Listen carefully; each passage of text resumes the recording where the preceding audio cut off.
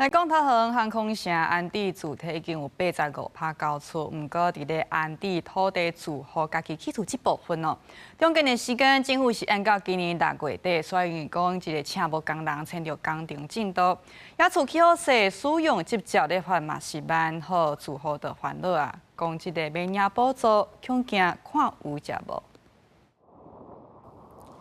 甲95%验收合格，85%交厝完成的安置主体来比较，伫安置的区域，民众家己起的主体也伫管室。建协法建着接照1433张，申报开工1369件，完成2楼楼房勘验的只有872件。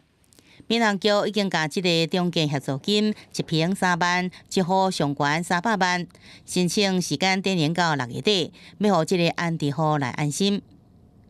大家会担心说15%的补助会拿不到是吗？对，重建的那个量能非常大，大家都一起在盖，所以说有找不到工人的问题，所以说会耽误到整个工程的进度。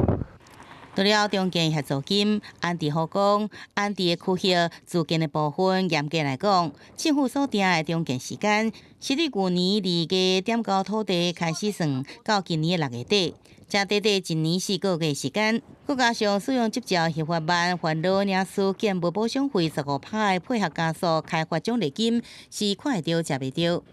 将委托工会协助我们看现场，同仁的心力将会全部精进于书面的作业，所以我们有信心1500张虽然量是一个挑战性，但是绝对不会影响补偿费的核发。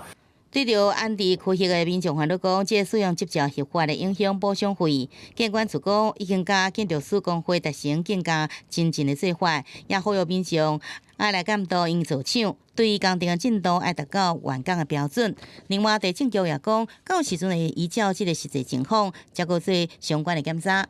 记者综合报道。